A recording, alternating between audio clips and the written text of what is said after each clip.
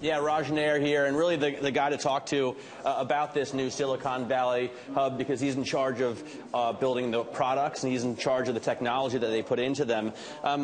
What do you think about this office, opening it up closer to Google, closer to Apple, closer to places like Nest, and I know you're working with them?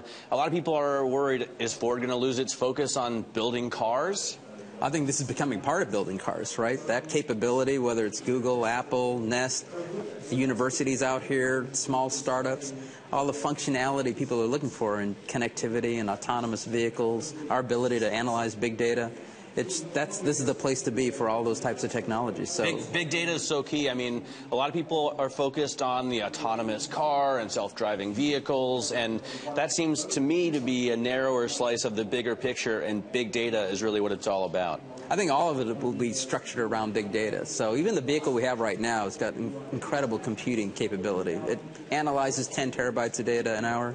It stores 25 gigabytes an hour. This is the Fusion that you're... This is the Fusion Energy. Fusion that you're working on with Stanford? That's actually the Fusion that's on the dealer lot, not even the self-driving one. So the Fusion you can buy is generating and storing about 25 gigabytes an hour. Now, when we get to those vehicles becoming a device on the Internet of Things, the next stage of connectivity, all that data becomes available. It's still owned by the customer, so we're just stewards of that data.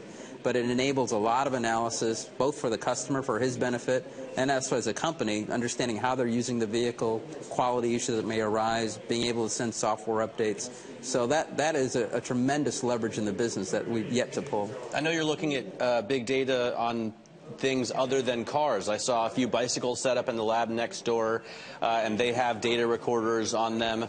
Why? I mean, we hear about Ford getting the mobility business all the time, but why look at bicycles? Why look at something like that? Well, there's some big macroeconomic and socioeconomic trends that are happening. So urbanization, a lot more people coming into the city, growth of the middle class worldwide. So one of the signs of being in the middle class, buying a vehicle. Infrastructure not keeping up. So congestion and our impact on society, impact on the environment, increasingly becoming an issue. So that could mean changes in the way personal mobility is defined. So multimodal transportation, which may include bicycles, may include mass transit, different usership models, ownership models, ride service, even different vehicle architectures, small city cars.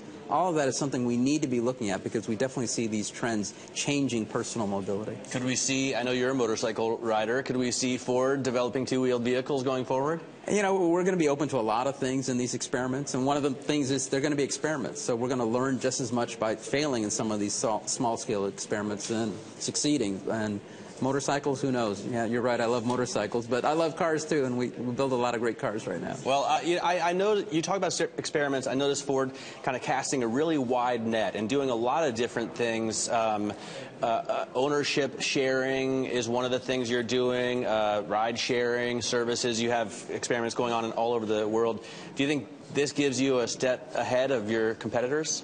I think so. We want to make sure that we don't have a crystal ball. We don't know where this is going 10, 20 years, but we want to make sure that we're exploring all these areas to see what resonates, and something that we may want to go bigger scale in eventually.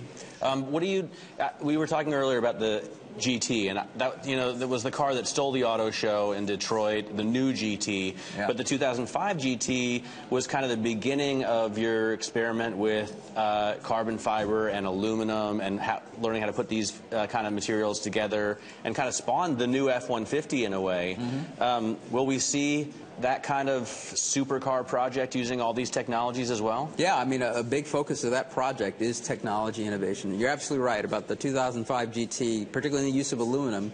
You see some of those learnings in the F-150 right now. So in areas of efficiency on the engine, 600 horsepower out of a 3.5-liter engine. Aerodynamics, obviously that vehicle you can see is designed in the wind tunnel. Lightweighting and the use of carbon fiber in particular, and what that may mean in higher mass market utilization of carbon fiber. All of those areas, it's really a technology showcase that is going to serve the entire Ford lineup. I got to ask about the self-driving car, because everyone's so fascinated with it.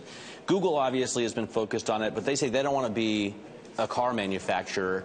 They're looking for a partner in the automotive industry, and a board member over at Google, Al Mulally, you used to work for him. Do you meet with these guys? Do you meet with Alan and people at Google to maybe volunteer Ford as their partner? I don't think we've put it together like that, but, you know, Chris Urmson at Google leads that project, is one of the smartest guys I know, and we talk. I mean, the community that's working on autonomous vehicles is fairly small, so we all talk to each other, and they've got tremendous capability, and we're obviously working on our capabilities. So it's something the whole industry is working on right now. When you forge the partnership, I'm going to be the one that breaks the story.